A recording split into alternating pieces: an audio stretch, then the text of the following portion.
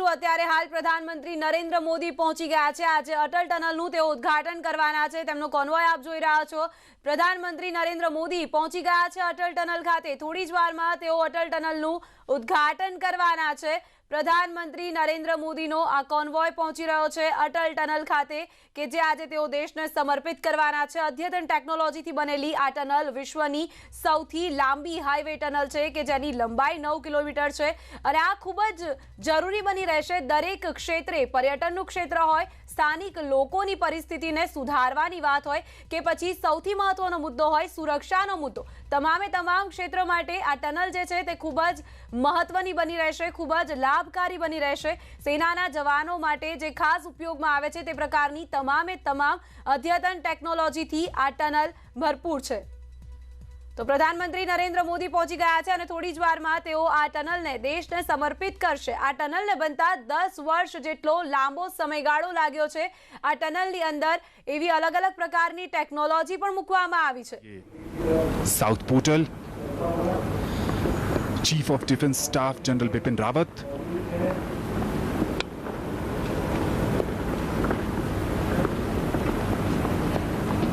माननीय प्रधानमंत्री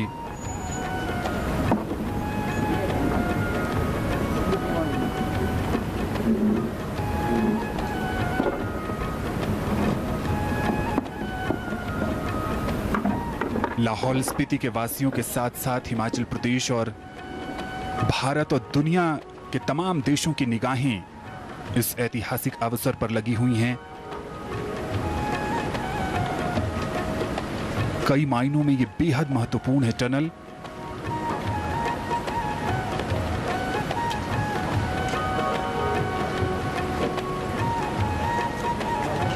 रक्षा मंत्री राजनाथ सिंह, वित्त राज्य मंत्री अनुराग ठाकुर, हिमाचल प्रदेश के मुख्यमंत्री जयराम ठाकुर सभी का अभिवादन स्वीकार करते हुए माननीय प्रधानमंत्री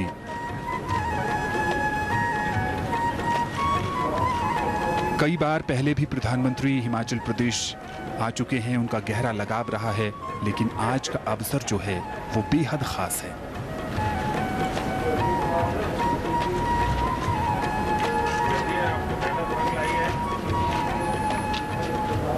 बीआरओ के महानिदेशक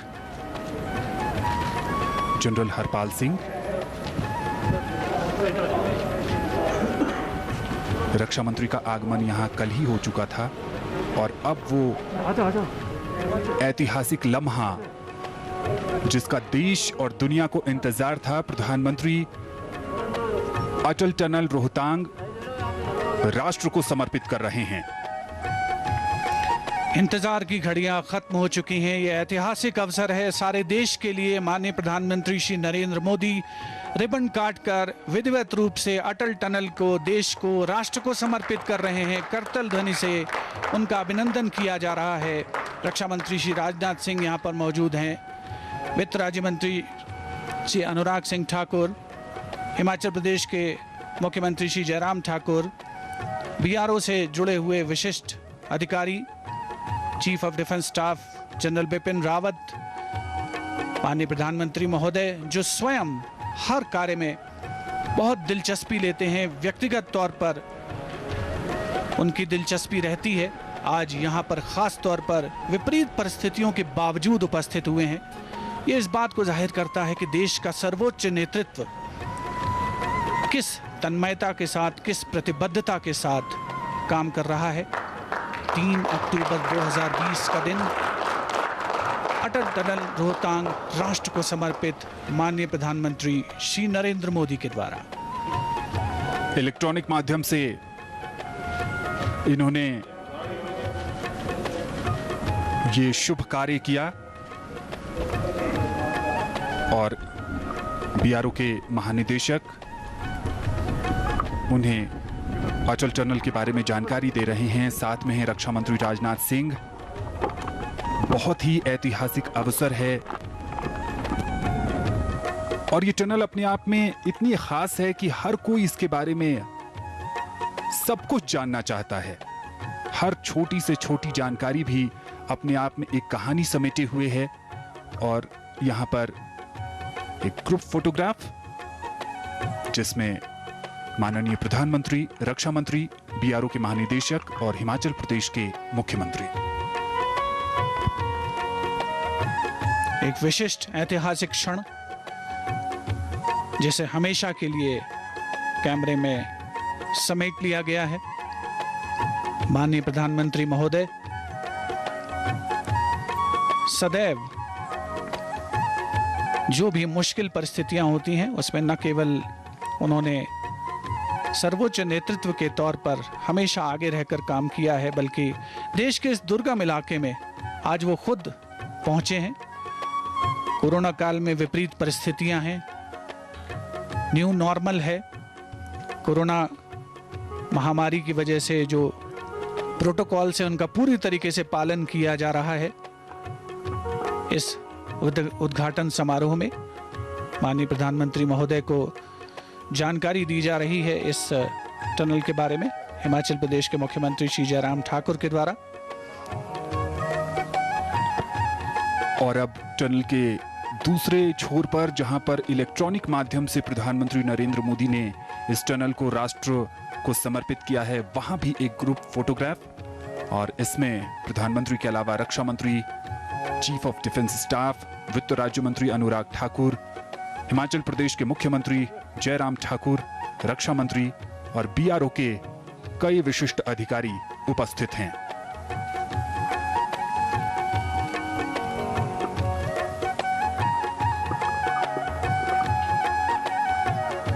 जब इसका निर्माण कार्य शुरू हुआ होगा और जब इतनी बाधाएं आ रही थीं, तब शायद ही किसी ने सोचा होगा कि एक अवसर ये भी होगा जब देश के प्रधानमंत्री, जो देश को उच्च शिखर की ओर ले जाने के लिए कृत संकल्पित हैं, वो यहां होंगे। और इस समय बीआरओ के महानिदेशक उन्हें एक प्रदर्शनी दिखा रहे हैं। और ये प्रदर्शनी वो है जहां अटल टनल के निर्माण की पूरी गाथा है।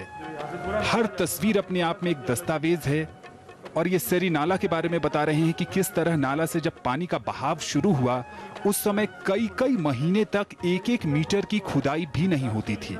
ये वो अवसर था, ये वो लम्हा था जब ऐसा लगता था कि टनल का निर्माण कार्य आगे बढ़ ही नहीं पाएगा।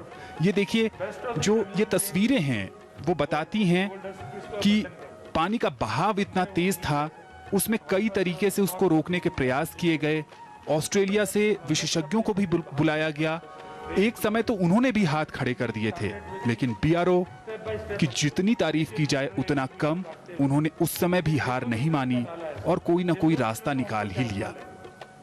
ये टनल के अंदर प्रदर्शनी का वो हिस्सा जहां अटल से जुड़ी गाथा को महानिदेशक इस समय माननीय प्रधानमंत्री को बता रहे हैं। इस प्रदर्शनी के माध्यम से ये बताने का प्रयास हुआ है कि अटल टनल का जो निर्माण है उसमें कितनी बाधाएं आई हैं, कितनी मुश्किलें आई हैं, लेकिन मानव संकल्प और जिजीविषा ने उन पर हमेशा ही विजय पाई है। और आज भी उस दिशा में एक नया अध्याय जुड़ा है। कई मर्तबा सेरी नाला, जो कि एक फॉल्ट जोन है, अगर उस जियोलॉजिकल भूगर्भीय दृश्य से देखें उसे, तो वहाँ पर पानी का इतना तेज और ज़्यादा संख्या में मात्रा में आगमन होता था कि निर्माण कार्य मुश्किल हो जाता था। खुदाई के जो एक्सकेवेशन के जो पैरामीटर्स हैं वो 5 मीटर प्रतिदिन की खुदाई निर्धारित की जाती थी, लेकिन कई बार ऐसी मुश्किल परिस्थितियां होती थी कि आधा मीटर प्रतिदिन ही खुदाई हो पाती थी। तापमान देश के इस क्षेत्र में मई जून के महीनों में 25 से 30 डिग्री रहता है और दिसंबर से जनवरी में -20 से -30 डिग्री तापमान होता है।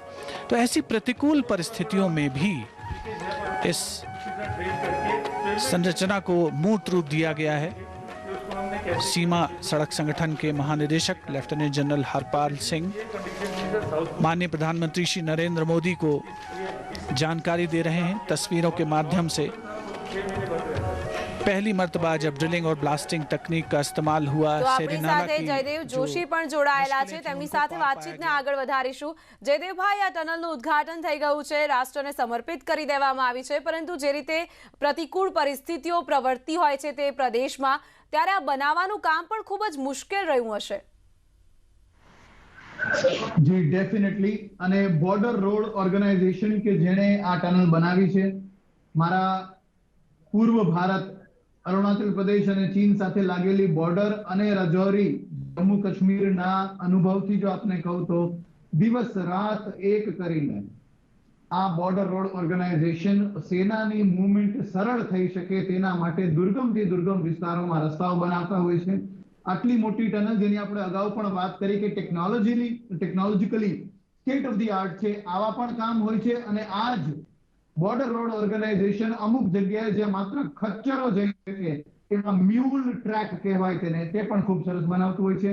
આ ટનલ બનાવવામાં જે ચેલેન્જીસ આવી હતી, એક તો સમુદ્રની સતહેથી આટલી ઊંચે જે પાસ છે તે, બીજો એક 572 મીટરનો એક વિસ્તાર હતો કે જેને તો ફોલ્ટ એરિયા જ કહેવામાં આવ્યો હતો. એ ફોલ્ટ એરિયા અને તેને ક્લિયર કરવામાં ખૂબ સમય લાગ્યો, ખૂબ પાણી આવતું, ભૂસ્ખલન ખૂબ થતું હતું, હિમવર્ષા થતી, 4 થી 5 મહિના જેટલો સમય ત્યાં કોઈ પ્રકારનું કામ કરી શકાતું નહોતું. અને આ 4-5 મહિનામાં જે હિમવર્ષા થઈ હોય તેને કારણે કરેલા કામમાં પણ ઘણા બધા ડેમેજીસ આવતા હતા. તો આ જે 10 વર્ષની જર્ની છે એ આટલી ઉબડ ખાબડ એવી જર્ની પૂરી કરીને આજે આપણી સામે એક સરસ ત્વરિત ગતિએ જઈ શકાય તેવી આટલી લાંબી ટનલ, આટલો ત્વરિત પાસ, એક સ્મૂધ પાસ આપણને મળ્યો છે. જી બિલકુલ. આની અંદર જે ટેકનોલોજીસ મૂકવામાં આવી છે તેની જો વાત કરીએ તો દર 200 મીટરે ટેલિફોન કનેક્શન મૂકવામાં આવ્યા છે, સીસીટીવી કેમેરાસ પણ ઇન્સ્ટોલ કરવામાં આવ્યા છે, હાઇડ્રન્ટ્સ પણ મૂકવામાં આવ્યા છે. આ ટેકનોલોજીનો ઉપયોગ સરળ ભાષામાં આપ દર્શકોને કેવી રીતે સમજાવશો આ ટનલની અંદર? જી, જ્યારે આટલી સમુદ્ર સતહેથી ઊંચાઈ ઉપર જ્યારે કોઈ મૂવમેન્ટ થતી હોય છે ત્યારે ઇવેક્યુએશન સેન્ટરની પણ જરૂર હોય છે, કારણ કે ત્યાં હવા પાતળી થઈ જાય છે, ઓક્સિજનનું પ્રમાણ ઓછું હોય છે અને ટુરિસ્ટ લોકો માટે પણ ત્યાંથી જો પસાર થવાનું હોય તો તે થોડું દુર્ગમ હોય છે. કેટલાક લોકોને અંધારાનો, બંધ જગ્યાનો પણ એક ડર હોય છે, એટલે ઇમરજન્સી ટેલિફોન કોલની જરૂર છે, ઇમરજન્સી ઇવેક્યુએશનની જરૂર છે અને એર ક્વોલિટી ચેક્સ એ બરાબર છે કે નહીં એ પણ દર 50 મીટરે મૂકવામાં આવ્યા છે, ટેલિફોન્સ મૂકવામાં આવ્યા છે. એ બધું એટલા માટે કે ન કરે કે ખરાબ સ્થિતિ થાય કે ઇવન ફાયર હાઇડ્રન્ટ્સ, આજે આપણે જોયું ગુજરાતમાં એક સામાન્ય કાર અથડાવાથી ત્યાં લોકોના મૃત્યુ થાય છે. તો કલ્પના કરો આવડી મોટી ટનલમાં જો મોટી આગ લાગે તો કેટલું અઘરું હોય. તો ફાયર હાઇડ્રન્ટ્સ અને ફાયર એક્સટિંગ્વિશર્સ પણ મૂકવામાં આવ્યા છે. જી બિલકુલ. તો ખૂબ જ મહત્વની બની રહેશે આ ટનલ, કારણ કે એની અંદર જે ટેકનોલોજી મૂકવામાં આવી છે તે પણ ખૂબ જ ઉપયોગી રહેશે, ન માત્ર સેનાના જવાનો માટે પરંતુ અહીં જે ટુરિસ્ટ આવતા હોય છે તેમના માટે પણ. જી ડેફિનેટલી. જી, તો અત્યારે હાલ તો એનું ઉદ્ઘાટન કરી દેવામાં આવ્યું છે. અને ખાસ કરીને જો વાત કરવામાં આવે સ્થાનિક સ્તરની, જો વાત કરવામાં આવે રક્ષાને લઈને તો સુરક્ષાને લઈને તો આ ટનલ મહત્વની બની જ રહેશે, પરંતુ સ્થાનિક લોકોના પ્રશ્નની જો વાત કરવામાં આવે તો તેઓના માટે આ ટનલ કેટલી લાભદાયી બની રહેશે? ડેફિનેટલી. મનાલીથી થોડુંક જ દૂર આ ટનલનો જેને આપણે કહીએ છીએ સાઉથ પોર્ટલ છે, એ વિસ્તાર જે છે તેનો આખી ઇકોનોમી જે છે એ ટુરિસ્ટો ઉપર છે. ખાલી એટલું નહીં પણ ત્યાંના લોકો, જે કુમાઉની લોકો છે, પહાડી લોકો છે, તેમના પરિવારો આ બધા રાજ્યો વચ્ચે ફેલાયેલા છે. આ ટનલ ના હોવાની સ્થિતિમાં તેમણે ખૂબ લાંબુ ટ્રાવેલ કરીને જવું પડતું હતું, તેની બદલે હવે અહીંથી જઈ શકાશે. ધ કેબલ બ્રિજ એટ મુંબઈનો જે કેબલ બ્રિજ છે એ પણ જો ટુરિસ્ટ એટ્રેક્શન બની શકતો હોય તો અહીંયા તો ખૂબ ટુરિસ્ટ જતા હોય છે, ત્યાંની ઇકોનોમીને પણ ખૂબ ફાયદો થશે, લોકો એકબીજાના પરિવારને ઝડપથી મળી શકશે અને એની આસપાસ લાગેલ કેટલાય ટુરિસ્ટ સ્પોટનો પણ વિકાસ થશે. હિમાચલ ખુદ માટે આ એક ફેધર ઇન ધ કેપ રહેશે કે આટલી દુર્ગમ સ્થિતિમાં હિમાચલ પ્રદેશમાં આ વસ્તુ બની શકી, એ ગૌરવ લેવા જેવી વાત. એટલે સામાન્ય જનજીવનમાં પણ પરિવારના સ્તરમાં, ટુરિઝમના સ્તરમાં અને આર્થિક વિકાસના સ્તરમાં પણ ખૂબ બધું રોબોસ્ટ એવું બૂસ્ટ મળશે. આ ટનલના હોવાથી। જી બિલકુલ જયદેવભાઈ, આ ટનલની અંદરથી જે અલગ અલગ પ્રકારના વાહનો પસાર થતા હોય છે તેના માટે અલગ અલગ લિમિટ્સ પણ નક્કી કરવામાં આવી છે, તેને લઈને શું જાણકારી છે આપની પાસે? ખૂબ ઝડપી 80 કિલોમીટર પર આર એ જે લિમિટ નક્કી કરવામાં આવી છે, જેમાં એક દિવસ it is designed in a way કે 1500 જેટલા ટ્રક્સ એક દિવસમાં નીકળી શકે તેટલું। પણ જરા આમાં આપણે વધુ ફોકસ કરીએ એ વાત ઉપર કે મિલિટરીના ઇક્વિપમેન્ટ, મિલિટરીના જે કોઈ પણ વાહન છે એ ત્વરિતમાં ત્વરિત ઝડપ પણ 80 ને ટચ નથી કરતા। એટલે મારા માટે એક સંરક્ષણ નિષ્ણાત અને પૂર્વ સૈન્ય અધિકારી તરીકે એ બાબત ખૂબ આવકારદાયક કે સ્પીડ તો હશે જ, સેફટી પણ હશે, ડબલ લેન છે એટલે અકસ્માત થવાની સ્થિતિ પણ ઓછી હશે, પણ મિલિટરીને પોતાની ધારી ગતિથી મૂવમેન્ટ કરવા માટે અને તેના જે લોડ હોય છે મિલિટરીના વ્હીકલનો એ થોડો વધારે હોય છે, એમાં પણ કોઈ બાધા ના થાય એવી સ્પીડ અને ટ્રાફિકની સુવિધા છે। જી બિલકુલ, ખાસ કરીને જે શિયાળાનો સમયગાળો હોય છે જ્યારે ભારેથી અતિ ભારે બરફવર્ષા અહીં થતી હોય છે તેવા સમયગાળામાં આ ટનલ ખૂબ જ ઉપયોગી બની રહેશે। ડેફિનેટલી ક્લાઇમેટ વાઇઝ પણ ખૂબ સારું રહેશે અને ક્લાઇમેટ બદલતા વાર નથી લાગતી। 5 થી 10 મિનિટમાં જ્યાં ખુલ્લું આકાશ હોય ત્યાં હિમવર્ષાઓ થવા માંડતી હોય છે। બીજું જ્યારે ભૂસ્ખલન થાય છે, કોઈ એવી સ્થિતિ થાય છે જેને આપણે લેન્ડસ્લાઇડ કહીએ, એ લેન્ડસ્લાઇડ માત્ર એક રોડને નહીં પણ આખા વિસ્તારને થંભાવી દેતી હોય છે, કારણ કે લેન્ડસ્લાઇડ થયા પછી દિવસો લાગી જાય છે લેન્ડસ્લાઇડને ક્લિયર કરવામાં। આ બધી સ્થિતિનું પણ બહુ સરળતાથી નિરાકરણ આ ટનલ આપણને આપશે। જી બિલકુલ જયદેવજી, આપ અમારી સાથે જોડાયેલા રહેશો, આપની સાથે આગળ પણ વાતચીત કરીશું। તો પ્રધાનમંત્રી નરેન્દ્ર મોદીએ ટનલને દેશને સમર્પિત કરી છે, તેઓએ આ ટનલની ખાસ વિશેષતાઓને લઈને પણ જાણકારી મેળવી। तो जो यातायात का जो एक प्रबंध है वो बड़े सुचारू रूप से किया गया है। हर तरीके के अनुमान लगाए गए हैं जिससे कि तकनीक की मिसाल बने इस अटल टनल को मूर्त रूप देकर के आज जो अमली जामा पहनाया गया है उसे आगे उसकी जो यात्रा है वो सुचारू रूप से जारी रहे। माननीय प्रधानमंत्री महोदय स्वयं एक एक चीज़ का अवलोकन करते हुए, जानकारी हासिल करते हुए, पूरी दिलचस्पी के साथ जो जियोलॉजिकल फॉर्मेशंस हैं, जो ऊंची ऊंची पहाड़ियां हैं, पश्चिमी हिमालय का कराकोरम रेंज का ये इलाका, रोहतांग पास के पश्चिमी छोर पर इस टनल का निर्माण हुआ है। बिल्कुल रोहतांग पास के नीचे, ठीक नीचे नहीं है ये टनल, और निश्चित तौर पर जो आवागमन की सुविधा है, चाहे वो सशस्त्र सेनाओं का आवागमन हो, सीमा की पार जाना हो या सीमा से देश के इस भाग की ओर आना हो, उसमें आसानी होगी। कृषि, बागवानी जो कि हिमाचल प्रदेश का मुख्य व्यवसाय है, उसके अलावा पर्यटन, इन सभी को बढ़ावा मिलेगा इस अटल टनल के मूर्त रूप लेने से। बॉर्डर रोड ऑर्गेनाइजेशन के महानिदेशक लेफ्टिनेंट जनरल हरपाल सिंह से पूरी जानकारी प्राप्त करते हुए माननीय प्रधानमंत्री श्री नरेंद्र मोदी, जिन्होंने प्रदर्शनी का अवलोकन किया और अब खुली जीप पर सवार होकर प्रस्थान कर रहे हैं। और प्रधानमंत्री अटल टनल के साउथ पोर्टल से नॉर्थ पोर्टल की यात्रा करेंगे। 9 किलोमीटर लंबा ये सफर, जिसे तय करने में पहले लगभग 4 से 5 घंटे लगते थे, अब इस टनल के बन जाने से ये सफर 10 से 15 मिनट में पूरा हो जाएगा। आने वाली पीढ़ियां इतिहास के पन्नों में पढ़ेंगी कि जब इस टनल का उद्घाटन हुआ तो प्रधानमंत्री ने इस टनल के साउथ पोर्टल से नॉर्थ पोर्टल की यात्रा की थी, और इस यात्रा के माध्यम से इस पूरे टनल को जानना चाहते हैं प्रधानमंत्री, समझना चाहते हैं और उस संघर्ष को भी महसूस करना चाहते हैं जो दशकों तक चला।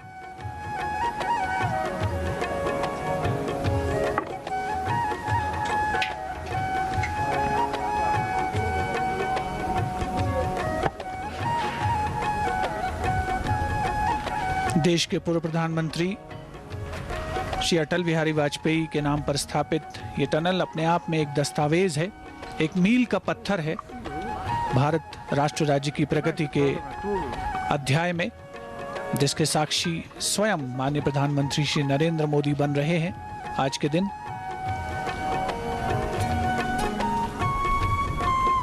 पिछले वर्ष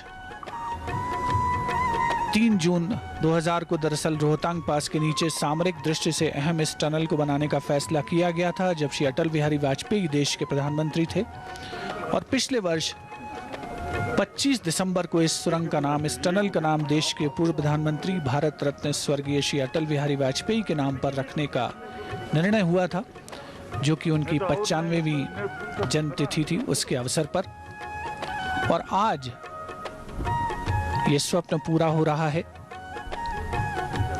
उस टनल के निर्माण का, जो कि दुनिया में अपना एक खास मकाम रखती है, अपनी एक खास जगह रखती है। सिंगल ट्यूब डबल लेन सुरंग, और माननीय प्रधानमंत्री महोदय खुली जीप पर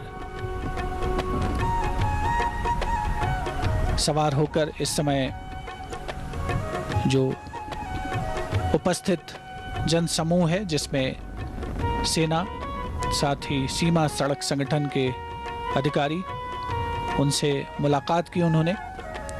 हिमाचल प्रदेश देश में पर्यटन के क्षेत्र में एक अहम हस्ताक्षर रखता है और पर्यटन को भी पूरा बढ़ावा मिलने की उम्मीद है अटल टनल के इस विधिवत उद्घाटन के बाद। और इस समय अटल टनल का जो साउथ पोर्टल का जो एंट्रेंस गेट है, उसके बाहर एक और ग्रुप फोटोग्राफ, जिसमें माननीय प्रधानमंत्री हैं, रक्षा मंत्री हैं, वित्त राज्य मंत्री हैं, चीफ ऑफ डिफेंस स्टाफ हैं, हिमाचल प्रदेश के मुख्यमंत्री हैं, BRO यानी बॉर्डर रोड ऑर्गेनाइजेशन के उच्च अधिकारी हैं। ये एक ऐतिहासिक अवसर है और हर कोई इस अवसर का साक्षी बनना चाहता है। महत्वपूर्ण लम्हा और चेहरे पर खुशी, हर कोई बेहद आनंदित है, प्रसन्नचित्त है। और हो भी क्यों ना, जब आपके सपने साकार होते हैं तो मेहनत करने वालों को बेहद खुशी होती है।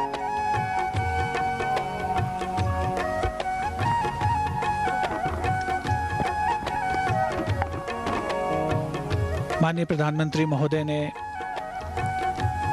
हमेशा के लिए इन ऐतिहासिक क्षणों को संजोने वाली ग्रुप फोटोग्राफ का हिस्सा बनकर के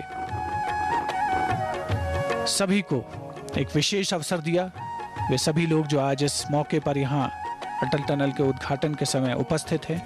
मनोरम घाटियाँ, बर्फ से ढकी हुई चोटियाँ और दूर दूर तक फैले हुए वनाच्छादित क्षेत्र हिमाचल के इस भाग की खासियत है। और अब मंच पर विशिष्ट अतिथिगणों का आगमन हो रहा है। रक्षा मंत्री श्री राजनाथ सिंह, वित्त राज्य मंत्री श्री अनुराग सिंह ठाकुर, हिमाचल प्रदेश के मुख्यमंत्री Shri Jairam Thakur,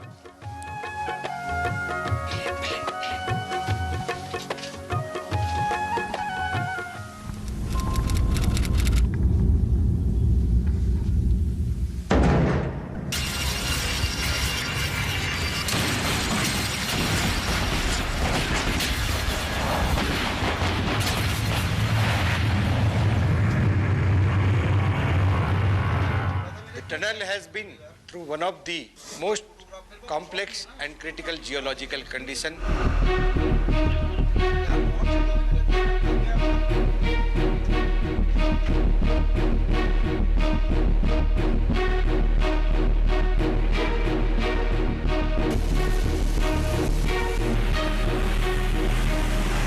The valiant efforts of Team Rohtang and our executor Strobeck and APCONS ensured. આ અંગેની અપડેટ્સ આપને આગળ પણ આપતા રહીશું. હાલ રોકાઈશું એક વિરામ માટે.